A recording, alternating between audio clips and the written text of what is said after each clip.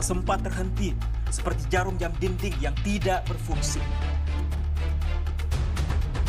Ada mereka yang jatuh, ada mereka yang sakit, ada mereka yang kehilangan, ada mereka yang meninggalkan.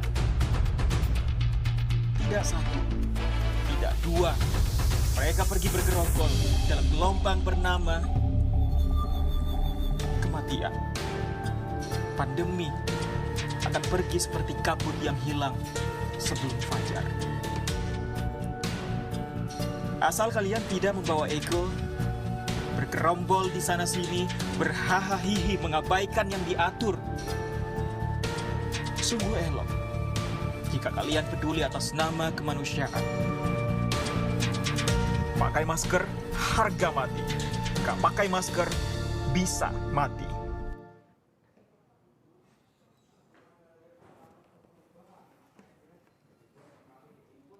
So, Assalamualaikum warahmatullahi wabarakatuh. Good afternoon. Thank you, Ms. Ann Barker from ABC Australia, and also all of the journalists from GFCC that is joining for this press conference sessions today. On today's event, I will give updates on the development of the COVID-19 management in Indonesia, and with enthusiasm, discipline, and collective efforts from all levels of the government and society, Indonesia has now managed to get out of the second peak that occurred last July, relatively quick and drastic. In just 1 month, cases can drop 45% from the second peak, and to date, the decline has been ongoing for 12 weeks and has managed to drop by 98%. Compared to other countries, Indonesia's COVID cases increase pattern was considerably different. The first peak in cases occurred simultaneously in various countries in December 2020 due to the Christmas and New Year period, including in Indonesia. However, when various parts of the world experienced the second peak in April 2021, Indonesia actually showed a decline. On the other hand, when Indonesia experienced the second peak in July, the world and several other countries were experiencing a decline in cases. And the world is currently experiencing a decline from the third peak in cases in August, and several countries, including neighboring countries such as Japan, Singapore, and also Malaysia, also experienced a third peak in cases, while Indonesia has experienced a decline from the second peak. The existence of the third peak in several countries is a warning for Indonesia to not put its guard down, regardless of the ongoing trend of cases decline. Additionally, the government is aware that the peak of cases in Indonesia is not exclusively caused by the collective increase in the number of cases among other countries. It was rather caused due to our national dynamics and policy implementation, especially during national holidays. And the Indonesian government continues to improve various efforts to prevent COVID-19, including vaccination. And currently, Indonesia is included in the top 5 countries with the largest number of vaccinated population, amounting to 106 million people. Despite of the large number of population in Indonesia, the government still managed to acquire significant number of vaccines and distribute them accordingly. The government will continue to strive to increase and evenly distribute vaccinations throughout the region. And moving forward to the updates of COVID-19 cases development in Indonesia, currently cases have decreased for 13 consecutive weeks from the second peak of cases. In the last week, positive cases have fallen to 6,826 after hitting the highest number of 542,236 during the second peak. Cases that continue to fall also have an impact on the decline in recovery numbers. Last week, there were 12,567 people recovered, down from the highest number of recoveries in the second peak of 176,934 people. And active cases, which had reached 542,236, or 18.84%, have now fallen to 16,388, or 0.43%. Positivity rate also experienced dramatic decline to 0.56% after reaching 26.76% during the peak, as well as decline in bed occupancy rate to 5.69% from previous 77.77% during the peak. Considering the current condition is the result of overcoming cases that previously spiked, and the decisions to conduct gradual opening was based on the pattern of the increase in cases. Looking back, the increase in cases is inseparable from the increase in community activity and mobility during the holiday period. 2 weeks after Idul Fitri 2020, cases increased by 214% and lasted for 7 weeks, although it can be suppressed by the PSBB policy in several areas. Similar increase occurred 2 weeks after the Maulud Nabi, Christmas, and New Year collectively holidays during the transitional PSBB period. In this period, cases rose again and within 13 weeks reached the first peak with 389% higher cases. Even though the case had reached the lowest point of May 10, 2021, the increase in cases again occurred 3 weeks after the Idul Fitri holiday, even though the policy of eliminating mudik has been set. The existence of the Delta variant triggered a very significant spike in cases until it reached the peak of the second case, amounting to 880% higher compared to the lowest case point. Learning from the upward trends of cases, it is important to analyze the right momentum for a gradual opening. In addition to considering the positive case data and BOR, it is also necessary to observe the effective reproduction rate, or RT. This figure shows the average number of cases that can occur from one positive person in a period of time. At the time of the second peak in cases, the national RT was 1.41, and currently the national RT is 0.70. An RT of less than 1 indicates a low potential for transmission in the community. Therefore, it is hoped that activities can be resumed, although with full vigilance. Control measures are also being prepared by studying the patterns of previous increases in cases. And the condition of COVID-19 in Indonesia, which is currently improving, was achieved due to the support of all levels of society, the role of the health workers at the forefront of control, as well as the collaborations of various sectors, ministries, and institutions. Therefore, in this phase opening period, these achievements must be maintained. By applying the disciplines of health protocols in every activity, extensive testing, and willingness to be vaccinated, community productivity can continue to be carried out safely. Up next, I'll touch on the systematic efforts in handling COVID-19 done by the government while involving various elements in the event of PON 20 in the midst of the pandemic. And Indonesia is said to be quite successful in preventing a spike in cases. And as of 17 October, there was a total of 176 confirmed cases consisting of 97 athletes, 49 confirmed cases consisting of 49 officials, 7 coaches, 10 referees, of which majority of them have recovered.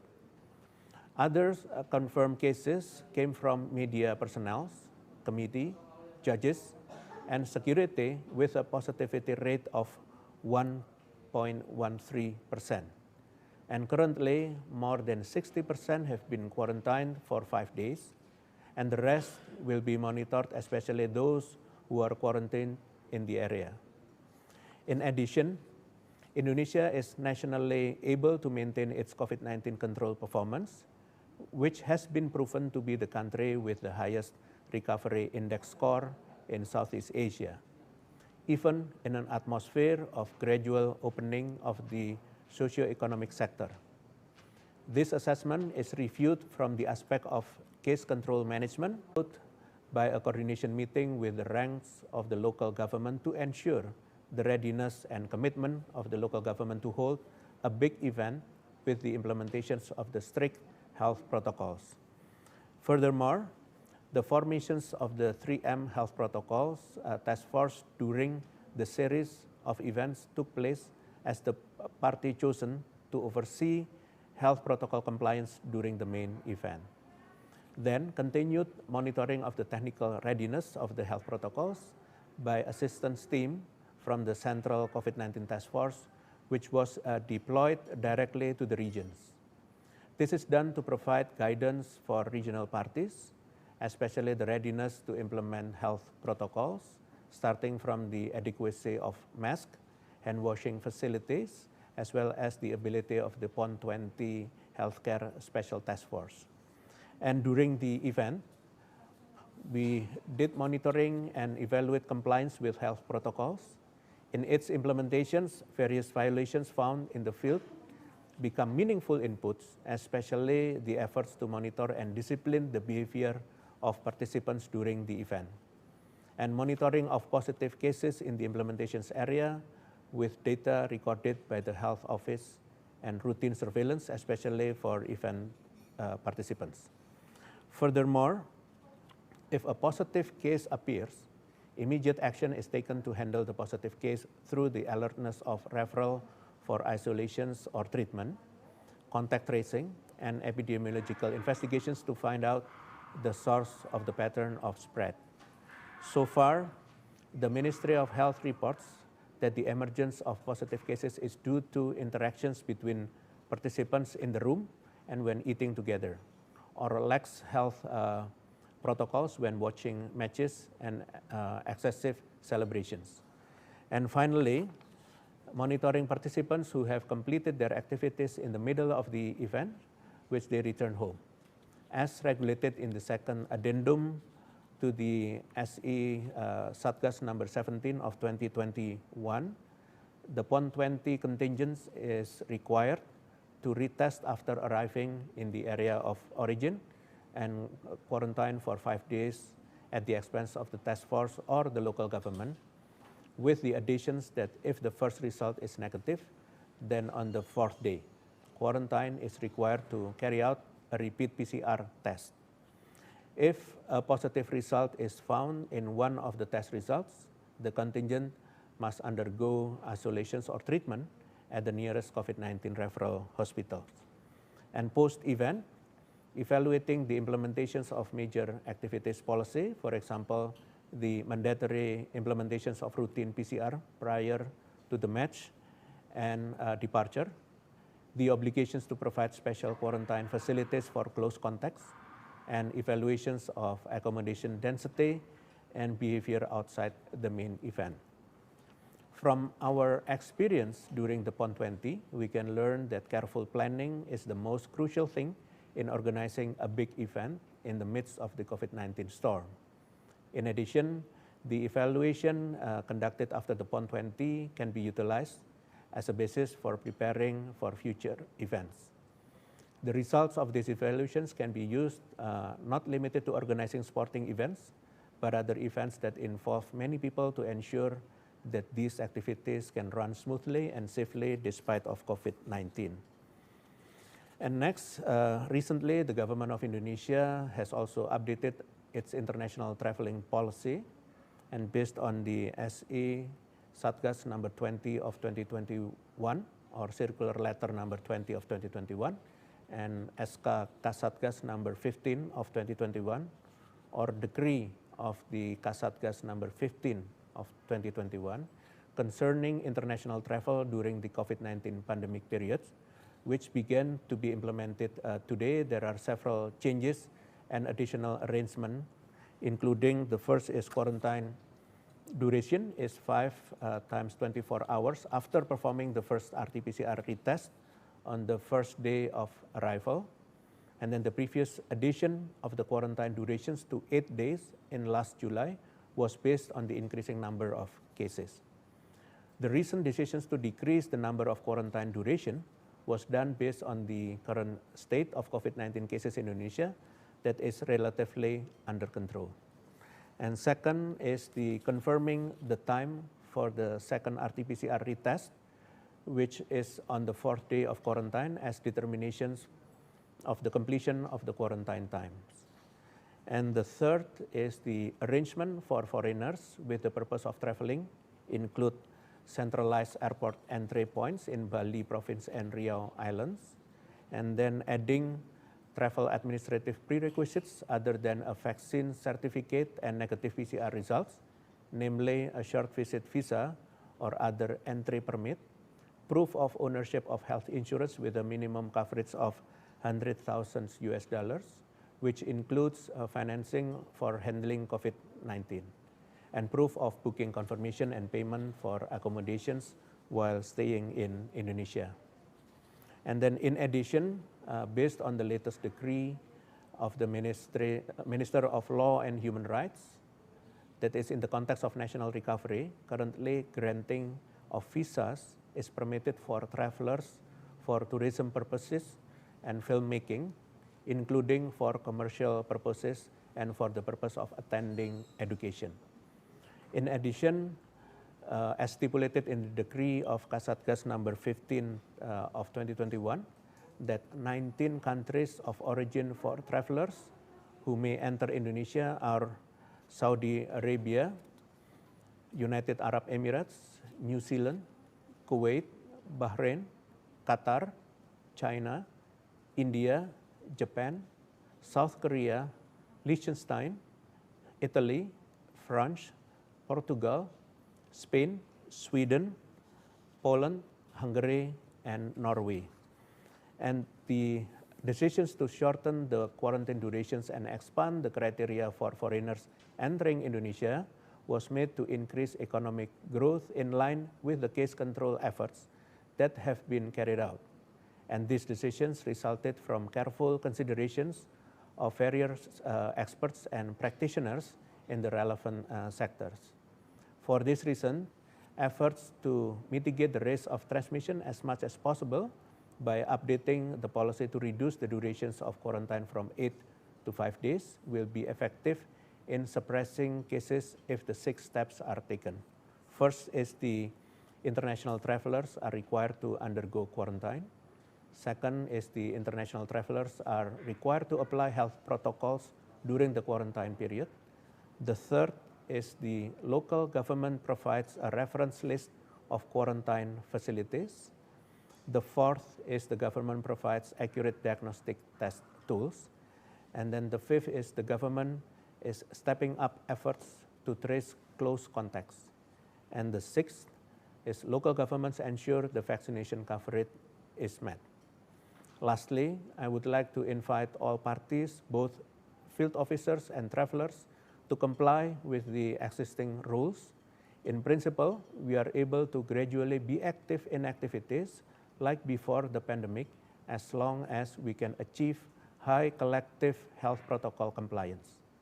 Periodic monitoring and evaluations is important to ensure that regulations are implemented properly in the field, enforced indiscriminately, and suppress the potential for COVID-19 transmission as much as possible. Before closing today's press conference, here is some additional information regarding COVID-19 in Indonesia. The government is currently drafting a cross-ministerial institutional strategy to anticipate a spike in cases ahead of the year-end holiday. The prepared strategy is expected to be the basis for an effective and inclusive policy by emphasizing these principles. First is the relaxations of activities followed by strict field control. The second is increasing the vaccination rate for the elderly, especially in agglomeration areas and centers of economic growth, and accelerating vaccinations program for children. And as of October 18, 2021, 52.07% of the population in Indonesia had received the first dose, and 30.48% had received the second dose.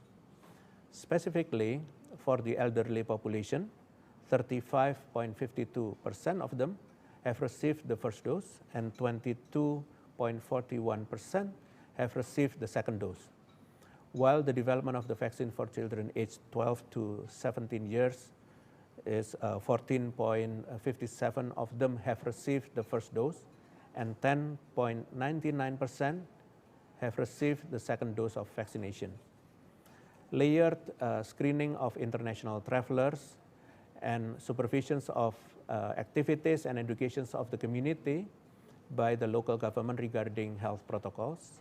And next is the exploring several potential COVID-19 treatment alternatives by cooperating with foreign manufacturing to establish factories in Indonesia, such as Molnupiravir from Merck and antiviral 8527 from Roche and Atea Pharmaceutical. In addition, PPKM will continue to be carried out because it has proven effective in suppressing cases, including for the Christmas and the New Year holidays. Therefore, the community is asked to comply with the government policies and to local governments to be able to place the policy so that it can control the situations better. With this, I conclude my presentations, and we shall move to media Q&A sessions. Thank you very much. Thank you, Professor. The first question is from Kate Lam, Reuters. Cases of COVID-19 have plummeted since mid-July in Indonesia. However, vaccination rates remain low overall, with less than 30% of the target population receiving their second shot. To what extent do you think natural immunity or herd immunity could be a contributing factor to the low number of cases and deaths currently? Should be 30% received second shot? Thank you. Okay, thank you, Reuters. If we look at the trend of the vaccinations from mid-July until now, which has reached 30% coverage for the second dose of vaccination, it can be said that the accelerations of vaccination is running rapidly with an increase of almost 22%. And the decline in cases in Indonesia is the result of the hard work of various elements to implement layered policies at almost all points of community activity that have the potential to cause transmission. And regarding specific evidence of the main factors that contribute to the formation of the herd immunity, this justification must be answered with scientific findings, which begins with knowing the prevalence of the antibodies in the community. For this reason, the Ministry of Health and the Ministry of Home Affairs currently carry out seroprevalence during September to November 2021 through blood collections and antibody titer examinations in 100 regencies and cities in 34 provinces, particularly in densely populated areas with high infection rates. Thank you. Thank you, Professor. The second question. Indonesia is not currently processing visa applications for foreign journalists. Can you advise when this might change? Thank you. Thank you. In principle, the criteria for individuals who are allowed to enter Indonesia, including journalists, will evolve in the future following the dynamics of the cases, the readiness of the facilities and infrastructure, as well as the enforcement of health protocols. However, as of currently and based on Permen Kumham number 34 of 2021, which is the decree of the Ministry of Law and Human Rights, number 34, 2021, and also the SE Satgas number 2021, and also SK Kasatgas number 15 of 2021, which is the decree of the head of the task force, number 15 of 2021. Foreigners who are allowed to enter Indonesia are the owners of the service visa, diplomatic visa, visit visa, limited stay visa, service stay permit, and then diplomatic stay permit, limited stay permit, and permanent stay permit. And holders of the APEC Business Travel Cards, or KPP, and crews of transportations means that come with their transportation, means as well as traditional border crossers. Those coming from countries with bilateral travel corridor arrangement, TCA, scheme, and countries with total cases of less than or equal to 50 per 100,000 inhabitants, and a low positivity rate of less than 5%, which is from Saudi Arabia, United Arab Emirates, New Zealand, Kuwait, Bahrain, Qatar, China, India, Japan, South Korea, Liechtenstein, Italy, France, Portugal, Spain, Sweden, Poland, Hungary, and Norway. And also foreigners who have attained special consideration or permissions in writing from the ministry or agency. Thank you. Thank you, Professor. The next question is from Natalia Santi from Australian Financial Review. How far is the development of vaccine Merah Putih? Thank you. Thank you, Australian Financial Review. Presently, vaccines produced by the Eijkman Institute and Bio Farma based on the recombinant protein have reached the optimization phase of the vaccine seeds. And on the other hand, inactivated vaccines produced by Erlangga University and Biotis is in the preclinical trial stage. Thank you. Thank you. And the last question, does the government plan to give vaccines to children below 12 years old? Thank you. Yes, so far the vaccine supply is dedicated to the populations with the age range of 12 years old and above, particularly for the high-risk populations such as the elderly. But in the future, if the vaccines available, of course, we will also continue with vaccinations for the children under 12. Thank you. And Thanks, now, yeah, please. Yeah, I was just going to say, if anyone else has questions they would like to ask, please add them perhaps in the chat room or the chat session. There is a couple of questions from Reuters also. When do you expect that Indonesia will begin giving the third booster shots to the general population? Okay, we are prioritizing on people with the first and the second shots, and then once we are ready for the first dose, the third dose, which is hopefully the beginning of next year, then we will continue with that. Sure. And one other question also from Reuters, with the quarantine protocols, do you see those changing as the vaccination rates go up? I mean, just this last week, we've seen that Bali is planning to cut its quarantine requirement to 5 days from 8 for foreign travellers who come in. Do you see that as something that will be adopted across the country, or perhaps fall even further? We will be having the change of the policy step by step, and of course we tried for some areas in Indonesia. We want to make sure we can evaluate that. If something happened, then we can control it very well.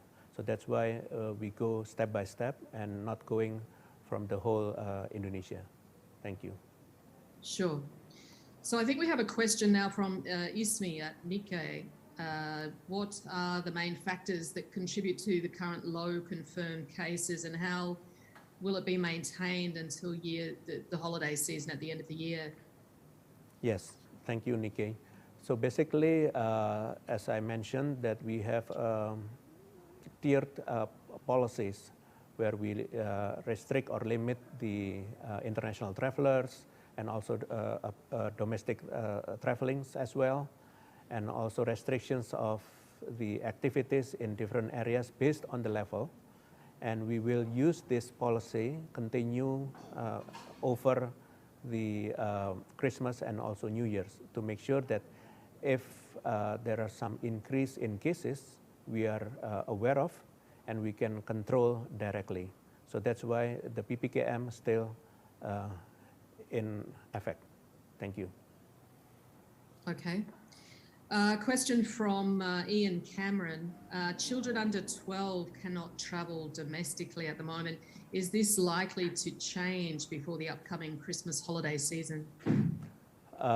There are several groups that have asked the same questions, and we will consider that, but we want to make sure that if we change the policy, we want to make sure that it is still safe for those children under 12.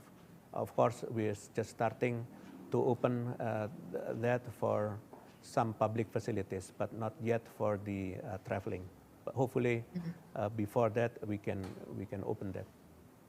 Sure. From Channi Vasandani at the Australian newspaper, online news reports are quoting hospital doctors who claim to see an increase in suspected COVID cases. Is this something to be concerned about right now? We receive reports and concern about it from the physicians as well. But to see the cases in Indonesia, at least reporting from Jakarta area, since this is the report from Jakarta, there is a slight increase, but not much. So that's why this is part of the awareness that the healthcare facilities report to the government, and we need to ascertain the situation so that we can control if something happen more than regular. Thank you. Sure. One question from Ilham at the European Union delegation. Do these open border policies also apply across Indonesia and not just Bali? Not yet at this moment. Thank you for the questions. But of course, we will open more once our policy be successful in terms of still limiting the case and increase the socioeconomic activities. We will open more when proven that this policy, the careful policy, is effective. Thank you. So one follow-up question from Ilham. Several European countries are on the list of those places allowed to travel to Indonesia, but others are not. What kind of criteria does the government use to consider which countries can enter Indonesia at the moment? Yeah, of course, as I mentioned, it's based on the positive case per 100,000 populations, which is below 50 per 100,000 populations, and then also the positivity rate, which is low or below 5%. And then, of course, we will consider the reciprocal arrangement between countries. Thank you. Okay. Tria from Mainichi Shimbun. Epidemiologists are predicting that revenge travel will trigger the third wave of COVID-19. What is the government's anticipation about this problem?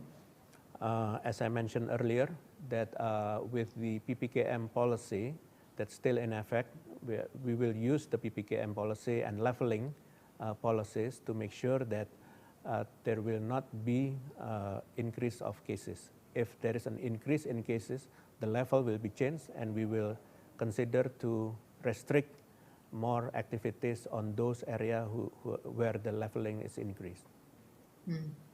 Well, just one more question about that predicted spike at the end of the year during the Christmas holiday period. What is the different modelling suggesting to you as to what the worst case scenario could be, or even the best case scenario? What are you seeing in terms of modelling on how that new surge could happen? Again, those modeling usually based on the increased mobility of the people during the holiday. And we learned from the past, from last year, that if we don't really restrict the people mobility, then of course we cannot control the increase of cases after that. As we see from the past, that the case increased in early January. So that's why we want to make sure that the policy of PPKM is in effect, because it's already proven that during the second peak, we can manage to reduce the case in relatively 8 weeks. And hopefully with the same policy in effect, we can control the situation so that any projections of the cases that hopefully will not happen in terms of the spike of the case. Yeah, do you have any fears that it could be anything like what we saw in July and August of this year? Yeah, of course, everybody fears about it, especially globally, because the policy in Indonesia will not or are not implemented in other countries. Every country has its own policy, and we learn from the past, from ourselves, Indonesia, as a big country, and we will continue to use the effective policy, the tiered policies, basically, and we monitor every day. So we will use the same approach to make sure that our policy effective to control the potential spike of the cases. Sure. If anyone has any more questions, now's your chance to add them onto that chat list. But look, Professor, there was some recent modelling done by the Health Institute attached to Washington University, I believe, that suggested they believe potentially 29% of all Indonesians, which was something like 78 million people, could have had COVID already. Are you aware of that modelling, and what do you say about those sorts of figures? Yeah, we know that because of the first and the second peak, of course, it will increase the number of the people get infected, and that will add on the people who get vaccinated as well. So both on those events, occurrence, that will contribute to the, the resilience of the people increased because of the protections from the either natural or man-made vaccinations or immunity naturally occur. So that's the contributions that probably will contribute that the next case or spike will not be as high as before. And at the same time, we need to make sure that the policy is still implemented. Sure. Okay. Is there anyone else who wants to ask a question? Otherwise, we might be able to let you go there, Professor, if there's no one else. You get an early mark. Thanks very much for speaking to us again tonight. Okay. I think that's the last of the questions. But yeah, we hope to have you back sometime in the not too distant future if yes, sure. you're willing to come and talk to us again. Sure. That would be great. Okay. Thank you very much. On behalf of the JFCC, then Yeah. Thank you, Professor. Thank you. Thank you. Take care. Okay. Bye-bye. Thank you. Bye-bye.